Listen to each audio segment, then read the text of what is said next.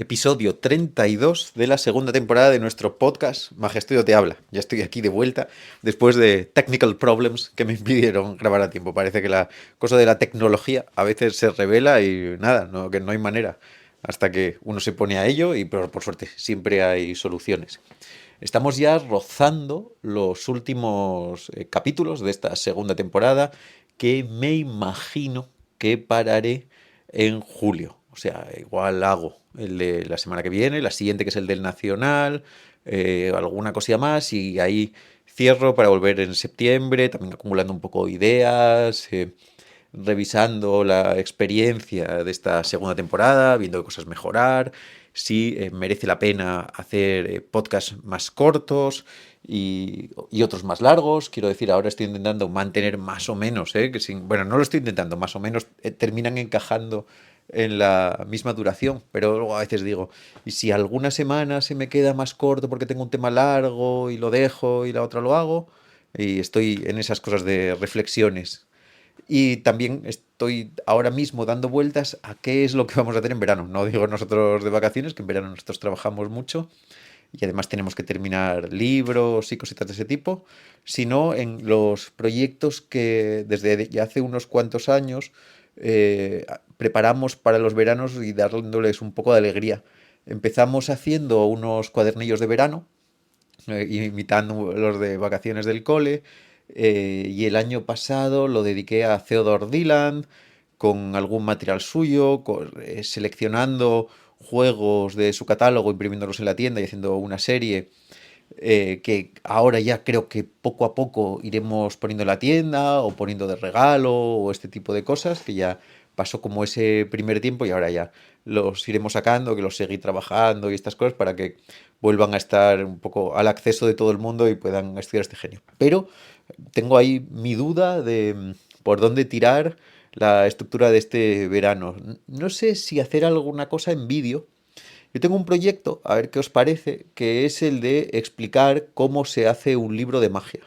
Que ya lo dije muchas veces y es, no sé si hacerlo pues en un librito o hacerlo en una serie de vídeos y explicar cómo desde cero, cómo empezamos a elegir el material, cómo elegimos primera, segunda, tercera persona, cómo se escribe, cómo se ilustra, todo el asunto y quizá hacer una serie en verano para que puedas hacerte unas notitas, que no necesariamente es una cosa para que tengas tu material si lo quieres publicar, que también puede servir simplemente para entender cómo es por dentro o para juguetear un poco y ver otra perspectiva. Si te gusta, cuéntame y así ya voy preparando yo un poco lo que vamos a hacer eso en julio y agosto para avivar las llamas del verano. En la tienda, como siempre, estamos súper ocupados porque se viene el Nacional en un par de semanas. Tengo además todavía paradas por también cuestiones técnicas todas las partes de fabricación, al menos de la impresión de cartas y las de cuero. Y eso lo que hace es que estemos un poco retomando otros juegos que se nos habían quedado un poco en el tintero y que están bien guapos. Hemos hecho una pequeña tirada, bueno, los hizo Dante, los cucuruchos, pero nosotros seguiremos haciendo más, de las cintas de seda viajeras, que es uno de los juegos más clásicos de la tienda.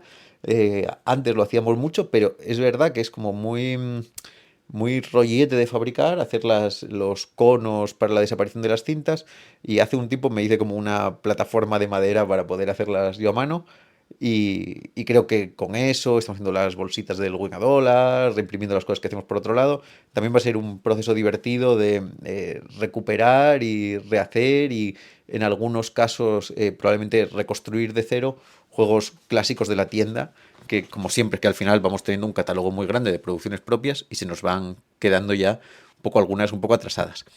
Tengo también mi rant de la semana, o sea, mi pelea de la semana, que siempre, y siento porque parezco a veces un cascarrabias con esto y me enfado y todo me lo digo, siempre son como mis archienemigos, pero no, que tengo otras cosas suyas que me gustan mucho, pero al César lo que es del César, cuando lo hacen mal, lo hacen muy mal y por los motivos más erróneos.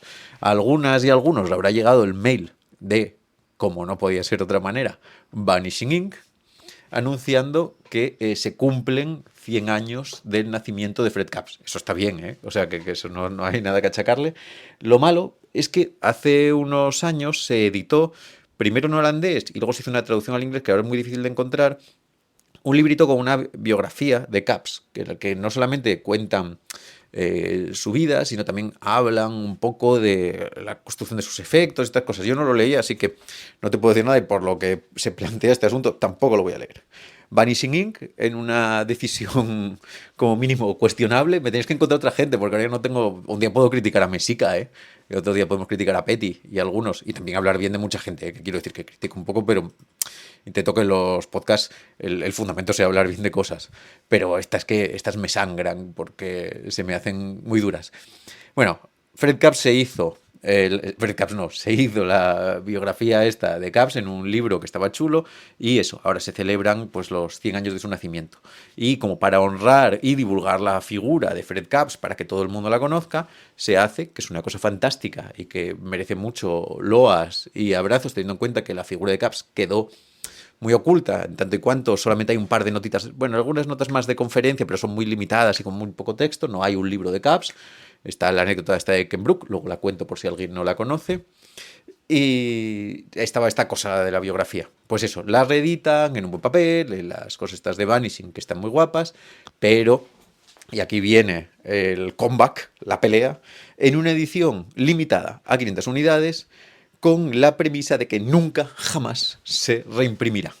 De tal manera que lo que hacen es coger un material que debería ser de uso y estudio, sobre todo teniendo en cuenta su declaración de intenciones de honrar la memoria de Capps, lo limitan a 500 copias para solamente la gente que se puede soltar, en este caso, a ver, es que me sale aquí los precios en libras, creo que son 75 libras, me parece que son 100 pavos, en el libro de Capps, en una carrera de ratas, porque estas son estas cosas que las ponen para que lo compres y es hasta que se agoten, está, y con la idea eso de que no se va a reimprimir jamás. De tal manera que un libro que ya existía, que aquí volvemos un poco a la pelea que tuve también con lo del Tim Conover, pero en este caso es un poco diferente. En este caso hay un libro que ya existía, que ya estaba hecho, que nosotros lo que podíamos era esperar pacientemente a que alguien en algún momento de la historia decidiera reimprimirlo y ponerlo al acceso de todo el mundo. Ya fuera en una edición buena, en una edición más cara, más barata, a través de library, de lo que leches fuera. No, decidimos que en este momento que nosotros tenemos los derechos de la obra, lo que vamos a hacer es cortar la posibilidad histórica de que dentro de 10 años tú puedas tenerlo. Porque aquí nosotros, y esto es otra cosa importante que a veces no nos damos cuenta, nosotros vivimos en presente. Quiero decir, yo hoy puedo ir y puedo comprármelo y ser una de las 500 personas que lo tiene y cerrar eso y decir, para mi biblioteca que está. Y además podría tenerlo y la gente podría leerlo y podría hablarlo contigo en los podcasts y todo este tipo de asuntos y más o menos yo no tengo problema. El problema es, ¿y si tú te aficionas a la magia? No tú, porque me estás escuchando, o te estás empezando a aficionar, te aficionas el año que viene. Ese libro, porque alguien decidió comercialmente no cerrarte esa puerta, nunca va a ser accesible para ti. Porque compró los derechos del libro, o como leches sean sus negociaciones, decidiendo limitarlas para siempre y a futuro, ¿no? Es como decir, hemos decidido hacer esto y luego destruirlo. Una cosa que pudiera ser que en otra esencia pues se fuera a tener.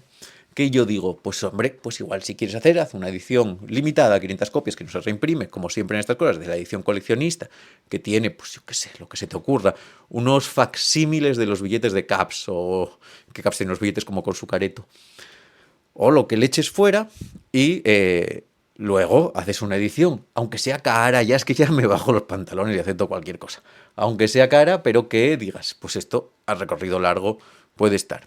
Como siempre, camuflamos la labor por la magia, por la lucha por el FOMO y el consumo ultra rápido de alguien como Vanishing que no lo necesita para nada y que si hiciera 1000 los iba a vender. Y solamente hacen esas cosas.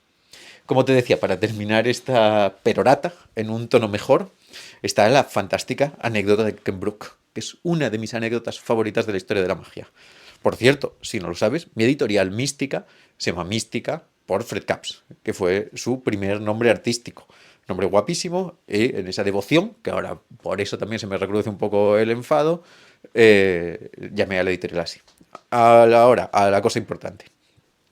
El Ken Brook llevaba la tienda de Londres y era muy conocido, bueno, Ken Brook era conocidísimo por un mogollón de asuntos, pero una de las cosas que hacía es que él le daba material a Capps que Caps hacía mucho, popularizaba y era lo que él vendía en la tienda y entonces pues se retroalimentaban, eran muy amigos, tenían una relación muy estrecha personal y comercial, tampoco sé tanto del asunto, pero más o menos por ahí creo que van los tiros.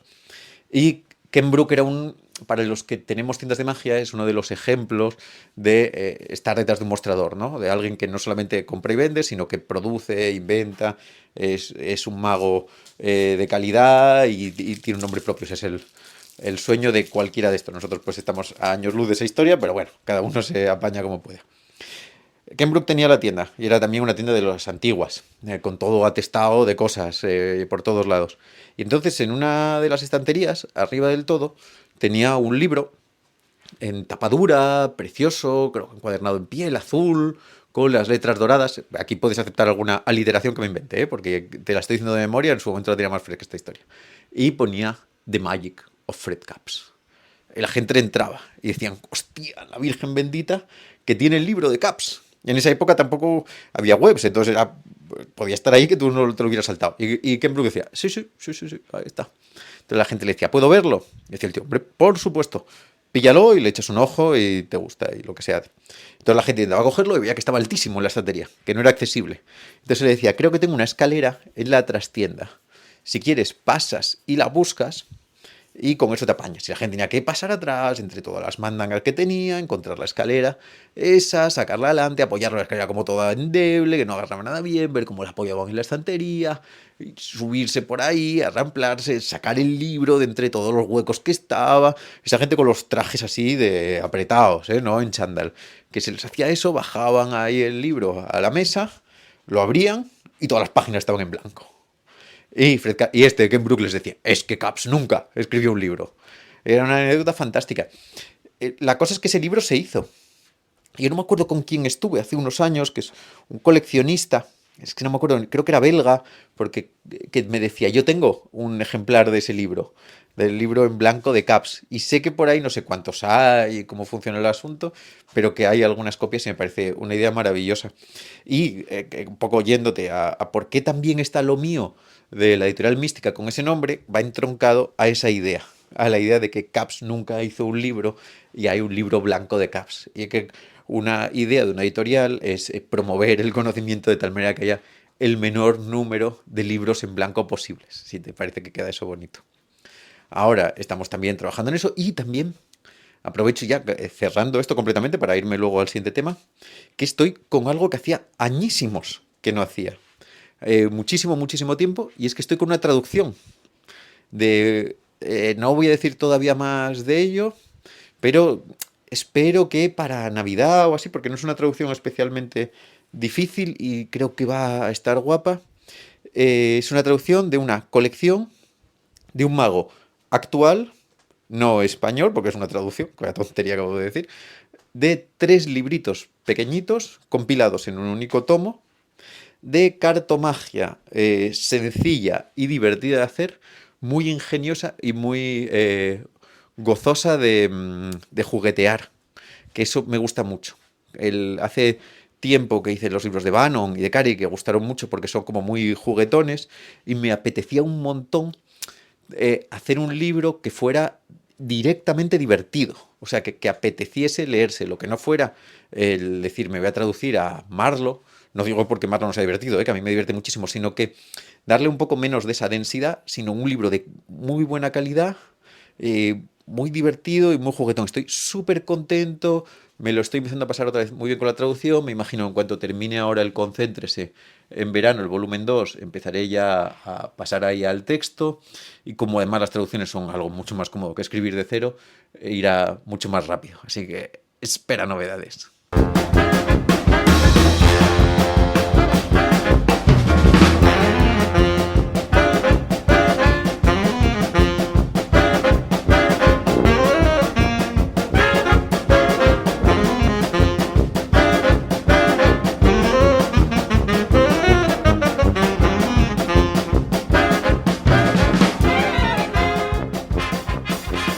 Una una de las cuestiones que más me encuentro cuando alguien viene a la tienda, y también lo oigo en conversaciones y en internet y en las propias descripciones de los efectos en las tiendas de magia y en los distribuidores, es la idea de poner el impacto, el golpe y la sorpresa por encima de todo. La gente viene y me dice, dime un juego muy impactante, que deje a la gente patidifusa, que les rompa la vida, ¿no?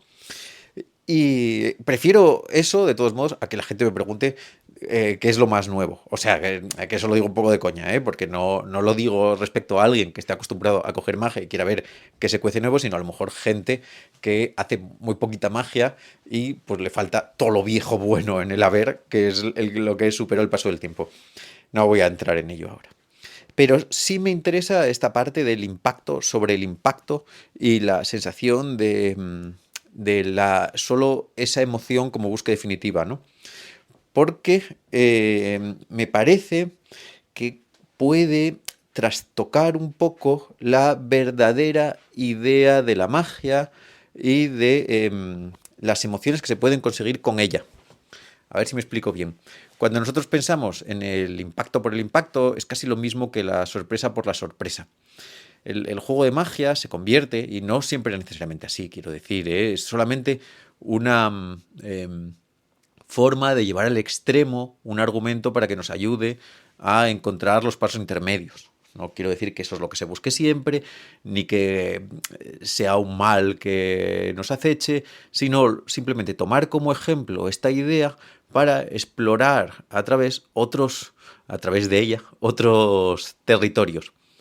Y van a verse mezcladas eso, un poco opiniones personales, así que puedes no estar absolutamente nada de acuerdo conmigo. Pero yo creo que cuando buscamos el impacto, por el impacto es como algo que sorpresa y que sorprenda y que revienta a la gente y que sea flash y que sea de golpe, nos podemos encontrar dos cosas, o muchos escenarios. Uno totalmente legítimo, que es una necesidad concreta para un momento de un show, o para un momento de una actuación, o para una situación particular en la que tengo que hacer algo así, carente de contexto, que está perfecto, porque ahí dices, bueno, pues lo meto de esa manera. Otra, que también es totalmente asumible y que no tiene ningún problema, que es la limitación del lenguaje, porque muchas veces cuando hablamos de magia, si no estamos muy metidos en ello y no estamos acostumbrados a hablar de ello, ¿no? Porque es verdad que nosotros, como estamos todo el día entre nosotros hablando de magia, no nos damos cuenta que hay gente que tiene pocas conversaciones mágicas y entonces pues, no está en los usos del propio lenguaje. Y es el utilizar esas palabras como comodín. A falta de una explicación mejor, pues es verdad que parece que lo que estás pidiendo es algo bueno y mágico. Y en ese caso, pues bueno, está. Pero en otros casos yo creo que no. Que la cosa es que lo que se busca es un juego de ataque. Si nosotros pensamos en estructuras, y aquí no voy a hablar de juegos de ataque en el sentido de los juegos de ataque de Luis García, sino un juego de fantasía de poder. Para mí hay muchos juegos de magia que son así, y yo tengo una gran batalla contra la magia como fantasía de poder. En muchos casos de estos es como algo que yo pueda ir y reventarla, ¿no? Y quedar yo ahí como un señor y decir, ¡pam! Mira, ¡pam! Se convirtió la carta esta en un reloj, o a lo contrario, ¿no? Y quedé como tal, y la gente me dijo, en el que el objetivo es sorprender, pero que sea yo el que sorprenda. Simplemente dar un impacto, en muchos casos, vacío de contenido. Y a mí eso siempre me preocupa, porque creo que hay una forma, igual quizá, no quiero decir más sensible, porque parece que eso lo pone mejor que el otro, entonces me estoy haciendo yo trampas al mus y me estoy poniendo yo los argumentos buenos de mi lado, sino, bueno, encuentra tú las palabras, que no las sé encontrar yo, sino más amable, en el que lo que busque no sea generar necesariamente el gran impacto, que sí, porque yo creo que la sorpresa, o no sorpresa, bueno, esto Jordi Camus explica que siempre hasta los juegos de suspense se produce sorpresa, así que sería una palabra válida, pero el impacto del momento mágico se produzca en su máxima expresión siempre, es algo que sí que creo que es válido y bueno, que hay gente que dice que el efecto sea flojo para esto, bueno, a mí eso no me importa.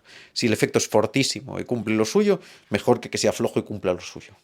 Ya modularemos cómo generamos las atenciones por otros lados y otras cosas, pero yo en la magia intento ir siempre a que sea lo más mágico posible.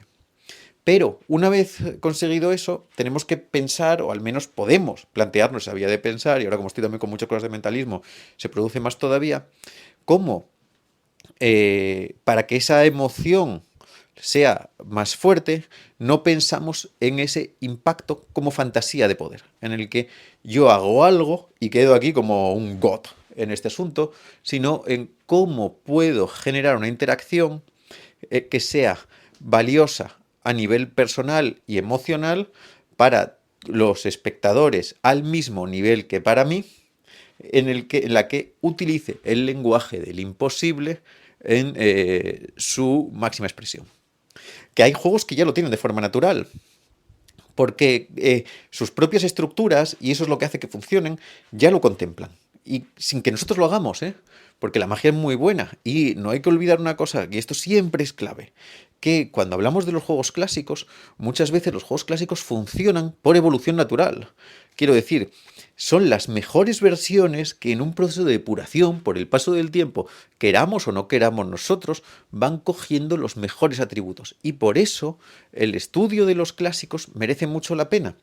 Porque a veces nos señalan cosas que nosotros obviamos y no lo hacen porque alguien haya sido un genio que haya sabido de antemano cuál es la forma perfecta de presentar este efecto, sino porque en ensayo y error, en el que él copia la versión del otro que funciona mejor que la otra que había visto que no funcionaba tan bien, y copió la de otro y de los dos se quedó con la de uno y se fue haciendo eso, llegamos a este final. Por eso, en las rutinas de esponjas, las esponjas en la mano del espectador están siempre presentes y son probablemente el momento más álgido de casi cualquier rutina. Ya pueda ser los conejitos Hippity Hop, en la que le aparecen todos los conejitos en la mano, en el que se juntan las esponjas, en cualquiera de estas secuencias. ¿Por qué? Si bien hay una acción en la que el mago o la maga sabemos que es el actuante del milagro, o sea, es la persona que se encarga de hacer la magia, y no es el espectador, aunque a veces en la presentación lo podamos plantear, pero en este caso es el mago el que hace su gesto mágico, o el espectador puede hacer el suyo de recibir, sabemos que esa impresión está compartida. Porque el final ocurre en manos del espectador y queramos o no queramos, y eso es lo bueno de esa selección natural, en el momento en el que el espectador lo recibe, se produce en primera persona. En lo que ocurre en manos de los espectadores, siempre que cumplamos una serie de premisas, porque lo bueno se puede arrebatar fácilmente. Siempre que dejemos que el espectador disfrute, siempre que le dejamos igual el sentir las condiciones del efecto en primera persona, el ser una persona participante en ese asunto, siempre que pueda abrir la mano esa persona y verla, siempre que le dejemos el momento de disfrute íntimo del efecto en el que eso ocurre para esta persona, incluso por encima del resto de espectadores que lo están viendo, pero no son los que tienen las esponjas, hay ese poder se un poco comparte. Y eso ya lo hace de forma automática en esos juegos. En otros casos podemos buscar diferentes estructuras en las que pues, los espectadores puedan jugar, o por ejemplo también son muy clásicas en las que el mago se encuentra en problemas y hay alguna ayuda de un espectador y hay un final mágico que es un chascarrillo en el que hay no una fantasía de poder directa, porque normalmente la fantasía de poder es el mago lo hace todo y es omnipotente y lo hace todo fantástico, pero si haces, por ejemplo, otro de los clásicos de por qué ese juego funciona tan bien y es tan gracioso, incluso tiene una comedia de errores que podría plantear lo contrario, que es la carta en la punta de la espada, con el momento tan gracioso en el que el espectador tira la baraja cuando no es, y se produce ese momento de, oh no, 1, 2, 3 ya, quedó ahí fuera, recoge las cartas, tíralas, y en el momento en el que el espectador las tira y el mago las trincha, en una acción d'artañanesca, que no puede ser más valerosa, ¿no? Atravesar con una espada una carta en el aire, piénsalo así, es como un hito. Pero hay una gran recuperación. ¿Por qué? Porque el espectador tira las cartas, porque lo había hecho mal, porque el espectador se supera y lo hace bien, porque se entiende que cuando el espectador lo hizo mal fue una broma por parte de la persona que está actuando y se le permite a esta persona hacer esa obra en común, aprendió a hacerla y se produce una mejor situación a modo mágico. Eso, por ejemplo, me parece fantástico. Hay otras muchas formas de afrontar esta idea de pensar en cómo modulamos la impresión. El decir, vale, yo lo que quiero es que la magia sea muy impresionante. Luego ya un día podemos hablar de la magia flash y de sus pros y sus contras, porque como siempre va estructurada en base a dónde se está actuando. Pero aquí el tema que nos ocupa es otro, y no me quiero desviar del asunto, sino es cómo remodulamos la idea de impresionante a impresionante, coma, más descripción de lo que es impresionante. Por ejemplo, otro juego que a mí me gusta mucho es el de las firmas simpáticas. El Anniversary Balls en las versiones de doble cara, el que hago yo es con 2 cartas con dorso, vamos, un juego que hago mucho. En ese caso, hay un desplazamiento de la acción del espectador, en la que da igual que yo sea el poderoso, en realidad lo que estamos consiguiendo es que la voluntad de juntar sus firmas de 2 espectadores se cumpla. Nosotros aquí no estamos actuando como Conan el Bárbaro, arramplando naciones y consiguiéndolo todo, sino como un Gandalf facilitador, que permitimos que lo que los espectadores quieran, gracias a lo que nosotros podemos aportar a la situación, se produzca en esos términos de imposible. Yo, eso, ahora como estoy estructurando muchísimas cosas de mentalismo, siempre me encuentro con una dificultad. Y es que la mayoría de los juegos de mentalismo, y eso, un día también podíamos hacer un podcast con un repaso al último show que estoy presentando, así de mentalismo de salón, porque, a ver, igual está mejor hacerlo ahora que dentro de más tiempo, porque le faltan cosas por solucionar, casi siempre es mejor hablar de las cosas cuando no las tienes tan claras y luego volver a hablarlas el día que las tienes claras. Pero el problema para mí de muchos juegos de mentalismo es esa mega figura de poder del mentalista, ¿no? Que puede hacer todo respecto a tus acciones. Va a adivinar, va a todo. Y entonces al final sí que se produce de forma natural esa fantasía de poder, ¿no? El mentalista lo encarna.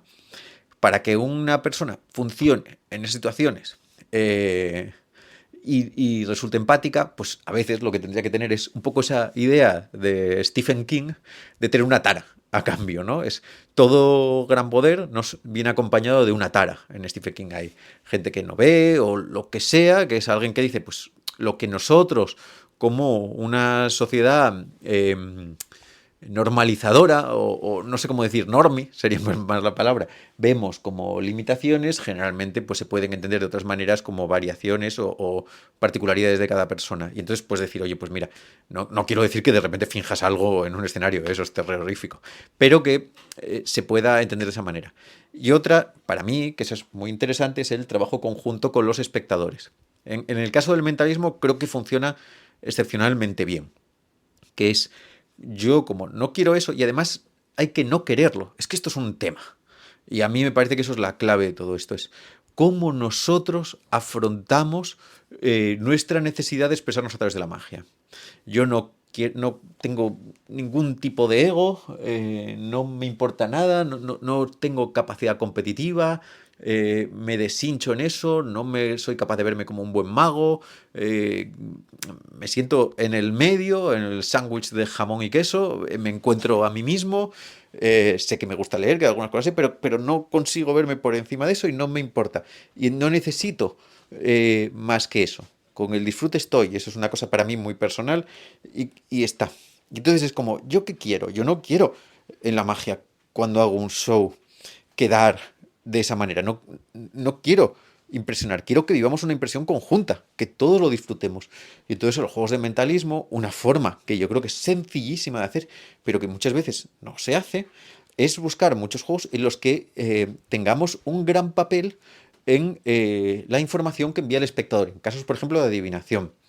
Si yo hago, por ejemplo, una adivinación de cartas, que estoy haciendo ahora en el show, que es el juego con el que estoy más contento, y tengo la duda, creo que lo voy a publicar en el Concéntrese para no guardármelo para futuros y cosas así, pero que estoy contentísimo.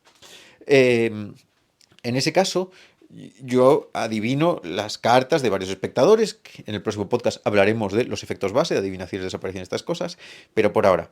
Yo adivino las cartas de los espectadores, pero lo que intento es poner el peso todo el rato en que yo solo puedo adivinar en tanto y cuanto el espectador sea capaz de enviar. Si el espectador se centra en enviar, se concentra y hace todo lo posible, lo va a hacer. De tal manera que esa información no fue sustraída por mí con mis habilidades, sino es una obra conjunta entre el espectador que envía y yo que recibo. Esto que uno puede sonarle muy conceptual y se puede enganchar muy bien en la conversación. ¿Por qué? Porque nos permite allanar nuestra posición en el escenario y dar las gracias al espectador, compartir el éxito y hacer ese tipo de cosas. Buscar juegos en los que los espectadores puedan hacer, sin convertir esto en un asunto de autoayuda, quiero decir. No es que de repente digas, bueno, esto es todo con el valor de vuestros bits. No, no, no, no, nada de eso. Simplemente es allanar el terreno mágico de tal manera, de hecho el otro hay que evitarlo, ¿eh? No, me voy a ir de tiempo y no quiero oírme mucho más, así que solo lo voy a dejar como una cosa que es una red line. No, no vengamos aquí a educar, a ser autoayuda y ese tipo de cosas. Al menos yo no entiendo la magia de esa manera porque vuelve, en ese mismo asunto, vuelve a encontrarse en la superioridad moral de la persona que ejerce la autoayuda. Y se nos vuelve a caer el chiringuito.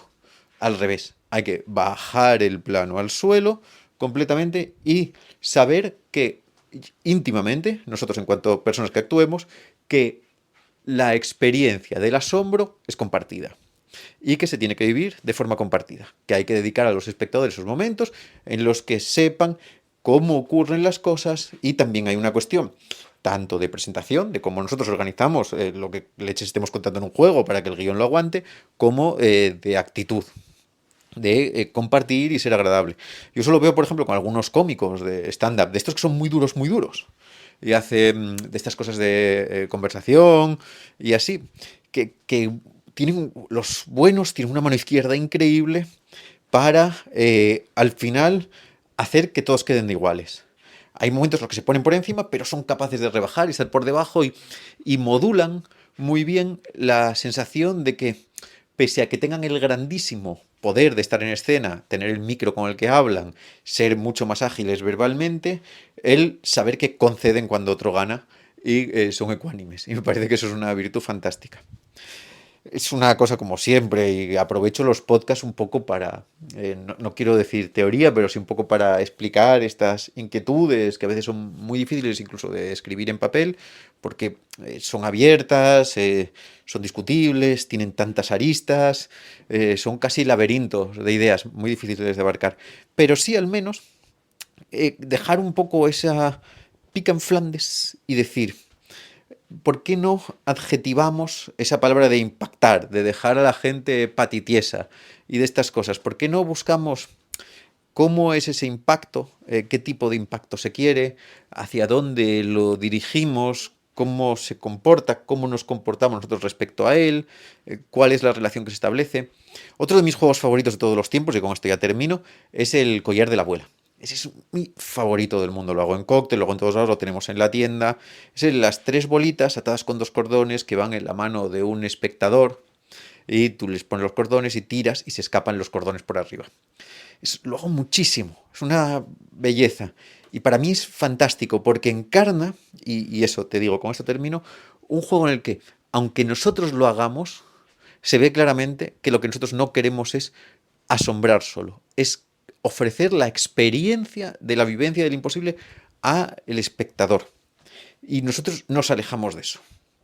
Es en el momento en el que tiras, el espectador tiene las bolitas en la mano, los cordones salieron, pero esa mano está viviendo una emoción privada que no tiene que compartir. Nosotros no podemos entrar en ella. Está entendiendo que eso no está. Y su mano está cerrada y los cordones están fuera.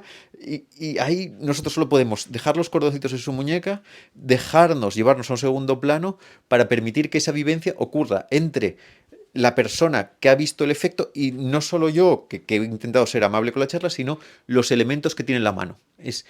Vivió una experiencia de imposible en su propia mano, en sus propias normas, y yo simplemente le ayudé a seguir el proceso. Y creo que eso es cuando los juegos funcionan. Hay que bajarse un poco de la burra, ser amable y disfrutarlos.